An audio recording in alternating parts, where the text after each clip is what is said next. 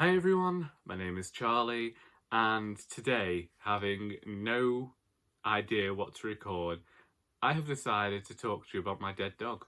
The 11th of December, 2020, my dog Rambo will have been dead for a grand total of 6 months.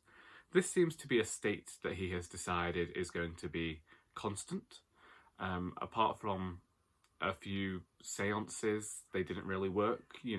I'm beginning to think this whole spiritualism aspect of my family tree isn't up to much when it won't even allow me to commune with a canine corpse. But alas, alack, and all that, it seems I'm going to need Sabrina the Teenage Witch. So, Rambo. As I said before, I was struggling for content, and then I noticed the date and decided that this would be the video that I made. So we're going to have a history of how this little tiny terror of a Jack Russell came into my life and how they spent the 15 years that I had with them. I'm saying 15. He actually only lived to 14 and 365 days, but I think he just didn't realise that this was a leap year. I think he was going for 15 years on the nose, but he missed February the 29th. It'll get you. It'll get you. He was an old dog, and sometimes they're just forgetful. So we'll go back to, again, June the 11th, 2005. I was in year 8 at school, which is your second year of high school in the UK. So I'm 12 years old, about to turn 13. I've barely been at school this year. Late 2004, I started with really bad problems with my breathing, and my asthma got worse, and I basically spent 2 months back and forth to the hospital. And then, finally got stronger inhalers, nebulizers, all that fun stuff. Started on flu jabs, pneumonia jabs, cracked a rib. It was all fantastic. But I spent a lot of time at home over those few months. Going into 2005, you'd have expected things to improve for me, but indeed, this is when agoraphobia starts to arise more in Charlie, and I could barely cope with people knocking on the door without going and hiding on the stairs, because at the time, I was really worried that truancy officers were going to turn up at my house, and Tracy Beaker did a number on me, and I really thought that social services were going to come and remove me from my house just for me not being at school. But I was ill. And then we had some more periods in hospital in 2005. So my dad wanted me to get out of the house more. And the way he thought to get me to leave the house more was to allow me to have a Jack Russell. We had had a Jack Russell before who was called Flora, and when my granddad died, we gave her to my nan. So I had previously had my own dog for about 2 weeks that came from a litter of border collies my dad bred, and I named this dog Jake. I had him for about 2 weeks, and then my dad said he thought this dog would make a really good sheepdog, so he gave me 50 quid and kept him. So this is about 5 or 6 years after that, and all I've ever done since then is either help my dad and my brothers clean out the dogs that they used to keep here, because they used to do a lot more farm work in the area, so they'd keep dogs here in sheds at night, and then for the rest of the day they'd be roaming around fields everywhere. 2005, in a bid to get me to leave the house and dispel some of the anxieties I had, my dad said that I could get a Jack Russell. Don't say these things to Charlie, because immediately I grab his Farmer's Guardian and I'm looking through it and I find one that's pretty cheap. We end up calling, and on my dad's birthday we embarked about 20 minutes down the road, and originally we were going to go and see Rambo's mother. And this was because my dad had decided he'd get a bitch, and the reason behind this was he was thinking that if he bought it, he could breed off it. And so that's farmers for you. We get there, and this little tiny white ball appears. And my mum still tells the story, but I don't really remember it like this, of me just picking up the dog and walking over to the car and my dad going, oh, well, I guess we're having it. So that was really, really fast. I'd kind of made the decision that I was having this dog. I'd always been told we were having a bitch dog. A bitch, yeah, but I wasn't for that. I saw Rambo, apparently. I took him straight to the car and we got him. That was, I believe that was a Sunday. And strangely enough, that year I chose to go to school the next day. But we'll go back to being sat there in the evening and having no thought to a name for this dog. This was when my dad was introducing us to the action films. What you must remember is that my parents always brought us up showing us terrible, nightmarish films because they were like, well, we want to watch them, and if you're in the room, you're in the room, which is how I came to see Poltergeist at about the age of 4 and terrified myself of televisions. My dad just pipes up when we can't figure out a name and says, you should call him. What should you call him? What were we watching last night? He goes, Rambo. And immediately everyone in the room was like, yeah, it fits, because he's such a small, compact dog. I go to school the next day. My sister wasn't, for whatever reason, because she still tells a story of how the dog wouldn't drink any water and she was terrified that he was going to get dehydrated. So she plunged his face into a bowl of water in order that he would start drinking. Now, when we first got this dog, obviously he had his injections, his vaccinations, and I start walking him around the local park, that sort of thing. This was back when I used to stay with my grandmother, mostly at weekends. So if I was staying with my nan, I'd take the dog. He'd come with me every Friday through to Sunday, and we'd go exploring around Congleton, did a lot around Asprey. My auntie Hilda, who was my nan's auntie, used to really like Jack Russells and used to keep them herself, so I used to take him. And my auntie Hilda used to be a big smoker, she was diabetic, so she'd had her big toe removed, and I remember one time we went and she'd got her entire leg encased in a cast, and my dog decided to urinate all over her foot. But because she adored my dog so much, she let him get away with it. I didn't let him get away with when he defecated on my copy of Harry Potter and the Order of the Phoenix, but now I understand that he was just foreshadowing. Either way, once he did do that, I must have scared him that much that he never went near one of my books again. And it's one of the things that I really can't stand about the other dogs, is that Rambo seemed to gain this respect for when I was reading. So he'd just come and he'd sit beside me, or he'd sit between my legs, and he'd be quiet and he'd be fine with that. Or if I could leave him on the settee with tons of books around him and he'd just lie there and leave them alone. My sister's dogs that are still in the house do not have that respect. I walked into the living room last week and, well, was it last week? I don't know, but Floss was using my book as a pillow. Anything. You leave books in front of dogs and mostly they will disrespect them. But this dog, I'd got him trained. And that is one thing that I miss about any dog, is the fact that I could sit there and leave my book there knowing that I was going to come back and it'd be okay, because the dog respected my books. He might have not have respected anything else about me, but he did respect them. Then we did get other Jack Russells, obviously. We had Lucky, who we had a few litters between her and Rambo, and I think my parents still regret not keeping one from the last litter, because we knew that when the last litter was going to be the last litter. I mean, when I bought Rambo, he was £150, and now looking, they cost over £1,000. People have taken advantage of the current situation in the world and have chosen to hike up the prices because more folk are looking for animal companions, apparently due to loneliness, and I can understand that. I will say that the whole thinking that having Rambo would mean I'd go on walks more didn't really work in my dad's favour, because my mum started taking him everywhere with her. Indeed, she put him in a bag once and carried him into the school playground because no dogs were allowed, but she didn't want to leave him in the car. This is when my siblings were at primary school. So he'd get exercise throughout the day and then not want to care at all about going anywhere. Now my sister's arrived home, so my apologies for all of the interruptions throughout this video. Maybe it's a sign. I don't know, we don't do signs anymore. We don't do signs, sealed or delivered. I can't remember where I was with this video. I'm also beginning to realise that this is something like a eulogy or an allergy towards my dead dog, and I'm realising that I'm making out like this is some sort of like hugely important thing. Like, I didn't even do this for my dead grandmother. But But to be fair, you know, we didn't get on, and I wasn't struggling for content in 2018. As I say, my father's ideas that this would help diminish some of my dislike of leaving the house didn't work, because on one occasion when I went to the park, which is just around the corner, I ended up getting chased by somebody and had to hide behind a tree.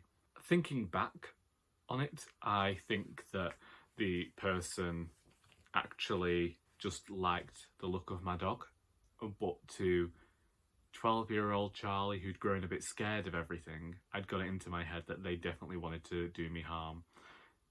This also comes from a lifetime of watching Crime Watch, so maybe my parents should have just stopped that sooner. It's difficult to describe the sensation of growing comfortable and not really considering what something brings to you, what sort of happiness or contentness something brings, until it's gone. You know, like they say. I don't know what the phrase is. You'll all know the flaming phrase. I talk about when Rambo could no longer come to my grandmother's with me, which was from about when he turned 5, and one of the pups ended up going and staying at my nan's, so he didn't really go there again. So that's what, 10 years of not going to my grandmother, seeing my grandmother. I'd steered clear of like properly visiting my grandmother as much. I'd still go and stay occasionally around holidays, and when I started uni I was there for the first 3 months staying at my nan's, and each time I would come home, be it a month or 2 months, then I recall I'd just get into bed and the dog wouldn't want to leave my side, and I'd just kind of just lie there, just wanting that. And I feel like I neglected thinking about my dog, because there were 4 other people in my house at the time. My older brother used to live here then as well. There was something that happened in the family that meant I stayed with my nan for a month in 2011, if not longer. I think I was there from July to the start of September. And then in 2013, when I started my job, I was there from July till October, November time this time. And that was really the last time that I'd stayed there for a proper long time. But the actual last time that I stayed there was when my mum took my nan on holiday to Llandudno and they wanted someone to dog sit. So I stayed there for a few days and then went to work on the Friday and came home. So it's just, now I was doing that for my nan and worried about her being alone, but now that I'm older, I really regret the things that I missed out on, and then at the same time I talk about not living my life with regret. So this is one of those strange rambling videos about just, I don't know. I wanted to talk about my dog and the fact that it's been 6 months since his death, and maybe talk about the fact that I said in June that I wouldn't get another dog whilst I lived with my parents, and then my dad got these pups. Well, he bred these pups, and there was the possibility that I would be able to have one of those, but it just wouldn't really work out with the way things are in my house at the moment. We have Floss, we have Titch, and my family have said they wouldn't mind me having another Jack Russell, but then in my own head I'm thinking, well, actually I kind of feel like, do I mind? Because does that feel like replacing an animal? Just trying to find this missing feeling of, I don't understand it. I don't understand it because I don't feel like I grieved the dog. I feel like I had grown accustomed to the idea that my dog was dying, and so when it came, similar to with my nan when she died and my Auntie Hilda when she died, it felt like, well, it's a relief for them now. And so I was able to kind of quantify it in that way. But now, 6 months later, I just have days of just missing this dog. And just the not the sense of comfort, but the going through the motions, the knowing what the dog liked, slicing cheese and sharing a piece with him when I cut too much, or going to the fridge and he'd always appear because he recognised the sound of the fridge, and then feeling guilty. You weren't supposed to give them human food, and this dog definitely developed tons of bad habits from me because I didn't know how to raise a dog, and I always say now that a dog would be completely different than he was, but I feel like that dog was incredibly suited to my personality because he was very calm and he got on with people, and he did used to be incredibly playful, and like his playfulness did diminish as he grew older, but when he grew older he still just liked being fussed and just kind of nuzzling into your side, and I don't know, it's a strange one, and I am struggling to understand my feelings around the whole subject. When I had the thought of this video, I was just going to go through like the major moments in his life, like these pups, and how he used to like the pups and he'd play with the pups, and then he'd really hate it because they mistook part of his anatomy for their mother's teats, and then he'd bark, and then he'd end up running away and hiding on the settees for ages. Or Christmas, when he'd turn wrapping paper into tunnels and he'd be playing through that, and he never really properly understood what it was. Or when my mum decided to buy him a flaming tartan coat when he was a pup, and she just took him everywhere in this tartan coat, and it's like he was a dog, he did not need a coat, but she just liked how he looked in tartan. Then I have regrets that in 2005 I didn't take enough pictures of him, and we didn't really start taking photos of him until flaming 2012 when we got phones with cameras on. And I just missed the conversation. Like, that sounds stupid. I know it sounds stupid and weird to have conversed with a dog that never answered me back, but it was like having a sounding board. You'd say stuff to them, they didn't understand what you were saying at all, but it was like they were listening to you anyway. And I keep going back to the first night that we brought him home, and my parents said you weren't allowed to keep a dog in your bed. So he was in this little bed we'd made in my room, and he started crying. And so, me being me, decided I couldn't have that, and lifted him out and put him on my pillow, and he immediately went to sleep. And then my siblings found out about that. So the next day my sister had him in her bed, my brother had him in his bed, and then my mum had him in her bed, and he never came back to my room until my mum started getting up earlier. So what would happen was that he would go to bed with my mum, because she has a big king-size bed, and then he would come and get in with me in the morning when she'd woken up and I hadn't, and then he'd be with me until I woke up. And yes, I did have a very lazy, sedate dog. And I miss having a lazy, sedate dog because it just seemed fitting. It just seemed like a natural presence in the house, and I'd got used to it, and you don't believe it's ever going to disappear. I certainly didn't expect him to die this year, if I'm being honest, but 2020 being the year that it is, I should have expected it as well. I'm trying to think of like a highlight reel now, because that was what this video was always going to be, and now it's just me maudling and moaning about it. I also like that the dog had become synonymous with me at work, and that when people thought Charlie, because we all have dogs in my shop, and I just like that when people thought Charlie, they thought Rambo the Jack Russell. And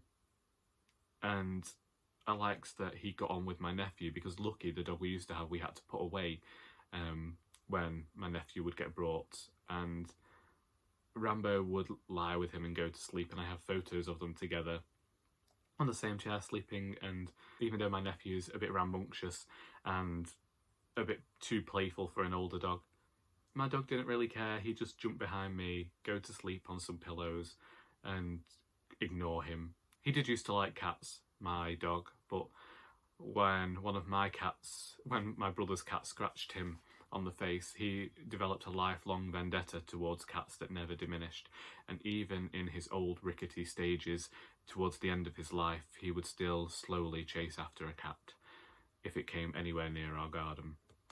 But yeah, he did really get on with most people and get on with most other animals. In the final year of his life, he did go outside, catch a bird and kill it, and then I wondered what that was going to do to him. He was renowned for doing things that he shouldn't have done. I don't deny that. When we first got him, he had this period where he liked to run away. And there are countless times that we were chasing him around our estate. And there was the time that my mum says he must have remembered the walk that I always used to take him on, which was a circuitous route that would start at my house, go up the road, round the corner into the park, and through the park and back down again. And my mum had opened the door and he'd run off, and she went chasing him and couldn't get him. And she said was worried about how she was going to tell us all that the dog had run away when she arrived home and he was sitting on the doorstep waiting for her. I suppose that now it's just a case of only having memories and old stories of a dog, and that I think 6 months after is always a time that you begin to think more about something. Any anniversary you think of, like next week is 2 years since I cracked my head open, so I'm thinking about that a lot more at the moment. And whenever it's an anniversary of like a small thing that is completely inconsequential to anybody else and nobody cares about, other people are thinking about it. And I'm aware that this is a mess of a video and that I didn't really talk about my dog at all. I just felt like remembering him in some way, and I definitely didn't get across his personality, which dogs do kind of have. Well, I think I did. He became the family dog in the end, and I think everyone was sad to see him go. But these things happen. There are a few people on BookTube who know this. I had got a bit excited and dreamish about the idea of having one of these pups of my dad's. When we recognised, oh, actually it just wouldn't work out, I thought, am I only going after a border collie? Because everyone's always said to get a Jack Russell because they suit who I am. And am I only doing it because the thought of having another Jack Russell feels like replacing my dog? And when I had that thought, I was like, maybe it is too soon to even consider getting a dog yet. But there is a very strong part of me that feels like that sort of companionship is necessary to who I am as a human being, because I really don't like people. If this video bored you, then I am most apologetic about that. There's not much I can do. I thought that this would be a good idea to talk about the history of Rambo, and unfortunately, I just rambled on and on, rambling about Rambo. It seems fitting. Either way, I hope you did get something out of this video, and if you want to share some of your pet stories in the comments, please feel free to do so. And until next time, that is all.